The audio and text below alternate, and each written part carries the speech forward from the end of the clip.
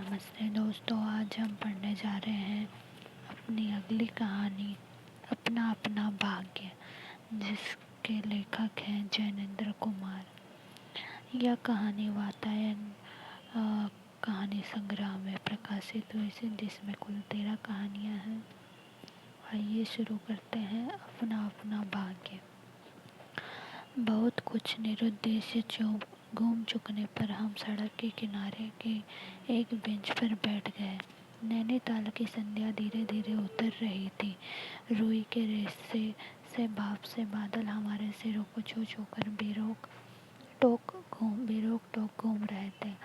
हल्के प्रकाश और अंधियारी से रंग कर कभी वे नील दिखते, कभी सफ़ेद, और फिर देर में अरुण पड़ जाते। वे जैसे हमारे साथ खेलने जा रहे थे।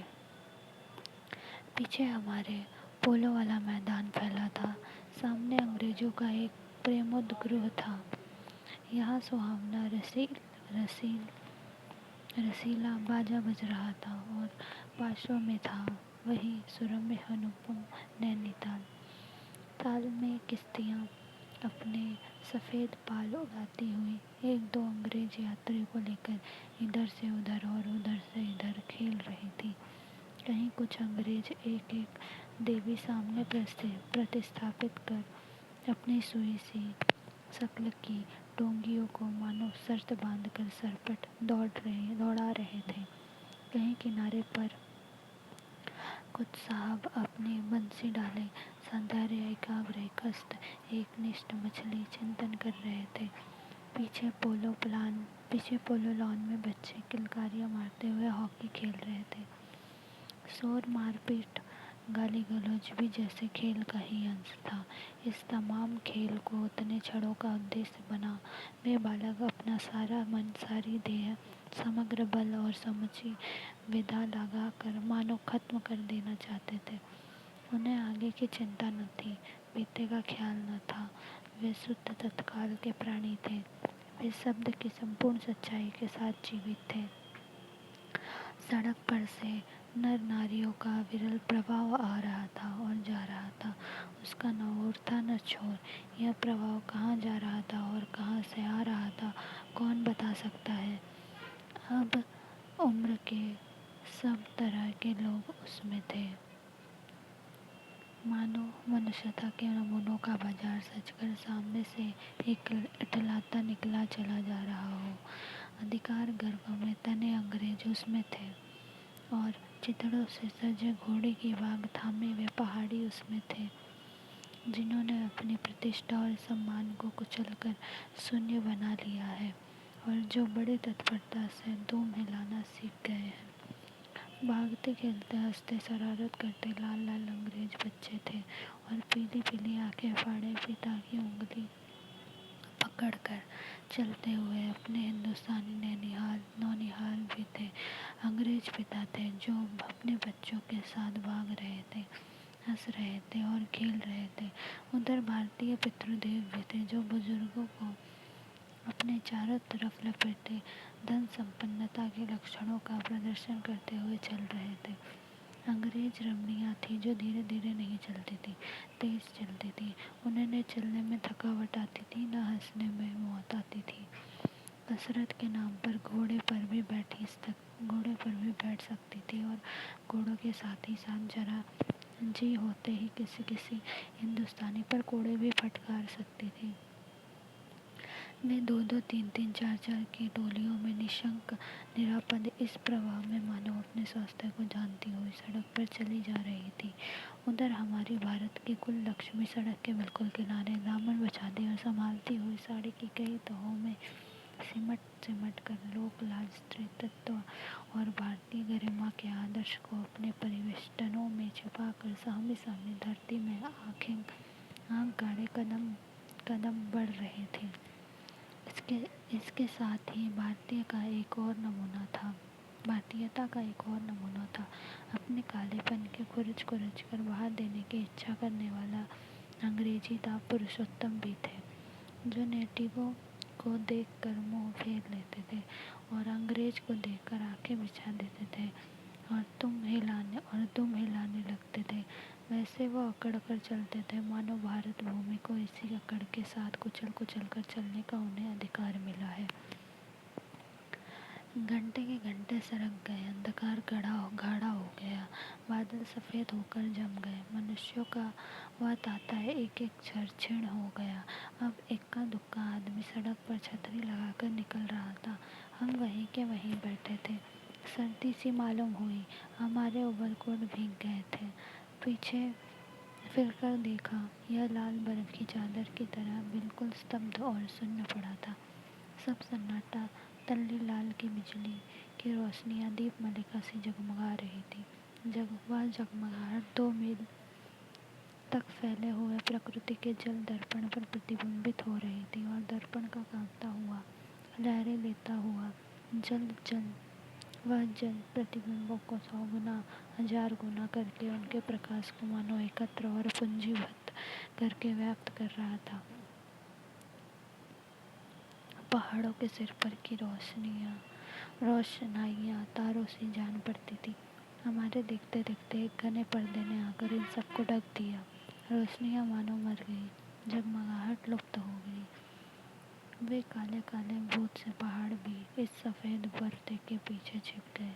पास की वस्तु भी न दिखने लगी, मानो यह घनीभूत प्रलय था। सब कुछ इस घनी गहरी सफ़ेदी में दब गया। एक शुभ्र महासागर ने फैलकर संस्कृति के सारे अस्तित्व को डुबो दिया। ऊपर नीचे चारों तरफ वह निर्भेद्य सफ़ेद शून्यता ही फैली हुई थी। ऐसा घना कोहरा हमने कभी न देखा था। वह टप टप टपक रहा था। मार्ग अब बिल्कुल निर्जन चुप था। वह प्रवाह न जाने किन घोंसलों में जा छिपा था। वह वृंदाकार शुभ्र शून्य में कहीं से 11 बार टन टन हो उठा, कैसे कहीं दूर कब्र में से आवाज़ आ रही हो। हम अपने अपने होटलों के लिए चल दिए। रास्ते में 2 मित्रों का होटल मिला। दोनों वकील मित्र छुट्टी लेकर चले गए। हम दोनों आगे बढ़े। हमारा होटल आगे था। ताल के किनारे किनारे हम चले जा रहे थे। हमारे ओवरकोट तर हो गए थे। बारिश नहीं मालूम होती थी, पर वहाँ तो ऊपर नीचे हवा से कण-कण में बारिश थी। सर्दी इतनी थी कि सोचा कांटे पर एक कंबल और होता तो अच्छा होता। रास्ते में ताल के बिल्कुल किनारे पर बेंच पड़ी थी। मैं बेचैन हो रहा था। झटपट होटल पहुंचकर इन भीगे कपड़ों से छुट्टी पा गरम बिस्तर में छिपकर सोना चाहता था, पर साथ के मित्रों की सनक कब उठेगी, कब थमेगी, इसका पता न था, और वह कैसी क्या होगी इसका भी कुछ अंदाजा न था। उन्होंने कहा, आओ जरा यहाँ बैठें। हम उस चूते कोहरे में रात के ठीक 1 बजे तालाब के किनारे उसी भीगी बर्फ सी ठंडी हो रही लोहे की बेंच पर बैठ गए। 5, 10, 15 मिनट हो गए। मित्र के उठने का इरादा न मालूम हुआ। मैंने खिसिया कर कहा, चलिए भी, अरे जरा बैठिए भी। हम हाथ पकड़कर जरा बैठने के लिए जब इस जोर से बैठा लिया गया तो और चारा न रहा। लाचार बैठे रहना पड़ा। सनक से छुटकारा आसान न था, और यह जरा बैठना जरा न था, बहुत था। चुपचाप बैठे तंग हो रहा था, कुढ़ रहा था कि मित्र अचानक बोले, देखो यह क्या है।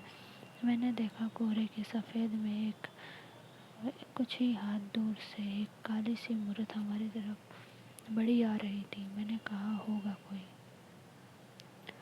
3 गज की दूरी से दिख पड़ा।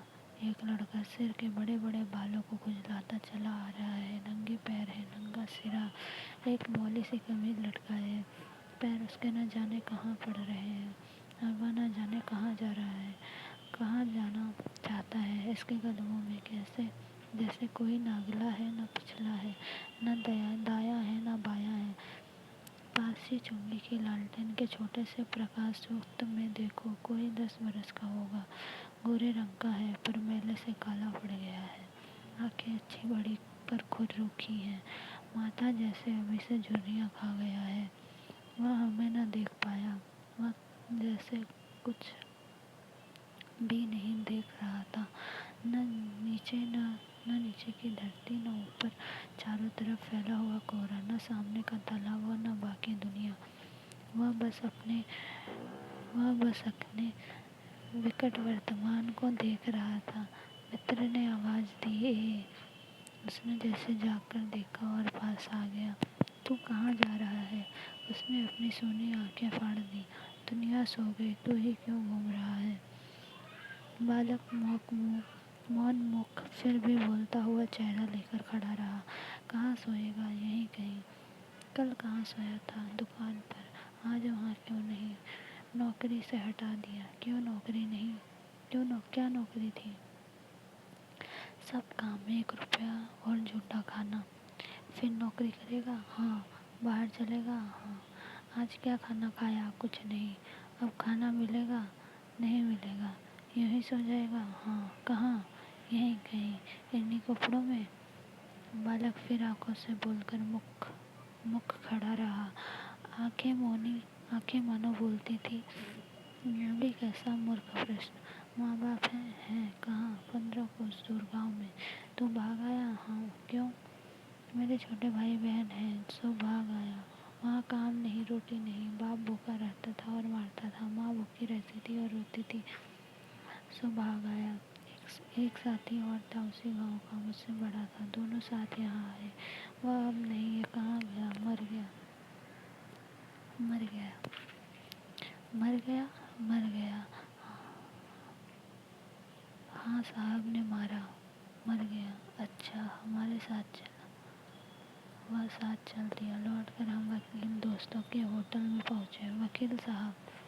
वकील लोग होटल के ऊपर के कमरे से उतर कर आए। कश्मीरी 2 साला लपेटे थे, मोजे चढ़े, पैरों में चप्पल थी, सर में हल्की सी झुंझलाहट थी, कुछ लापरवाही थी। हाँ, फिर आप कहिए, आपको नौकर की ज़रूरत थी ना? देखिए, यह लड़का है। कहाँ से ले आए इसे? आप जानते हैं? जानता हूँ, ये मेहमान नहीं हो सकता है। अजीब, पहाड़ी बड़े शैतान होते हैं। बच्चे बच्चे में गुल छुपे रहते हैं। आप भी क्या अजीब हैं? उठा लाए कहीं से। लो जी, यह नौकर लो। मानिए तो ये लड़का अच्छा निकलेगा। आप भी जी, बस खूब है। अरे गहरे को नौकर बना लिया जाए, अगले दिन वो न जाने क्या क्या लेकर चंपत हो जाए। आप मानते ही नहीं, मैं क्या करूं? माने क्या खाक? आप भी जी, अच्छा मजाक करते हैं। अच्छा, अब हम सोने जाते हैं। और वे 4 रुपए रोज के किराए वाले कमरे में सजा मसहरी पर सोने झटपट चले गए। वकील साहब के चले जाने पर होटल के बाहर आकर मित्र ने अपनी जेब में हाथ डालकर कुछ टटोला, पर झट कुछ निराश भाव से हाथ बाहर कर मेरी ओर देखने लगा। क्या है? इसे खाने के लिए कुछ देना चाहता था। अंग्रेजी में मित्र ने कहा, मगर 10-10 के नोट हैं। नोट ही शायद मेरे पास हैं, देखूं।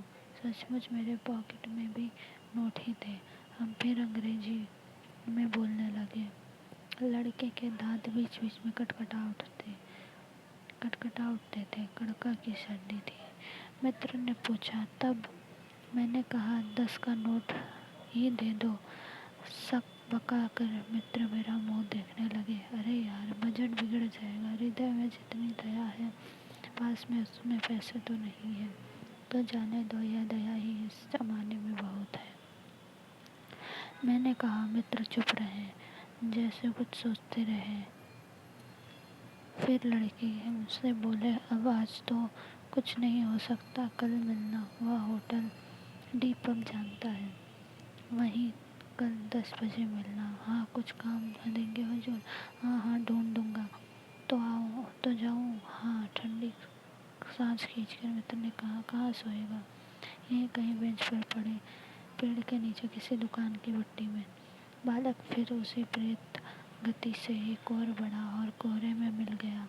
हम भी होटल की ओर बढ़े। हवा तीखी थी, हमारे कोटों को पार कर बदन में तीर सी लगती थी। सिकुड़ते हुए मित्र ने कहा, भयानक शीत है, उसके पास कम, बहुत कम कपड़े। यह संसार है यार। मैंने स्वार्थ की फिलासफी सुनाई। चलो पहले बिस्तर में गर्म हो लो, फिर किसी और की चिंता करना। उदास होकर मित्र ने कहा, स्वार्थ जो कहो, लाचारी कहो, निष्ठुरता कहो या बेहयाई। दूसरे दिन नैनीताल स्वर्ग की किसी काले गुलाम पशु के दुलारे का वह बेटा, वह बालक निश्चित समय पर हमारे होटल डी पब में नहीं आया। हम अपने नैनीताल की सैर खुशी खुशी खत्म कर चलने को हुए। उस लड़के की आस लगाते बैठे रहने की जरूरत हमने न समझी। मोटर में सवार होते ही थे कि यह समाचार मिला कि पिछली रात एक पहाड़ी बालक सड़क के किनारे पेड़ के नीचे ठिठुर कर मर गया। मरने के लिए उसे वही जगह, वही 10 बरस की उम्र और वही काला चितड़ों की कमीज मिली। आदमियों की दुनिया ने बस यही उपहार उसके पास छोड़ा था। पर बताने वालों ने बताया कि गरीब के मुंह पर छाती, मुट्ठी और पैरों पर बर्फ की हल्की सी चादर चिपक गई थी। मानो दुनिया की बेहयाई ढकने के लिए प्रकृति ने शव के लिए सफ़ेद और ठंडे कफन का प्रबंध कर दिया था। सब सुना और सोचा, अपना अपना भाग्य। तो दोस्तों, यह कहानी यहाँ समाप्त होती है। कल मिलते हैं हम अपनी कहानी के अगले पड़ाव पर।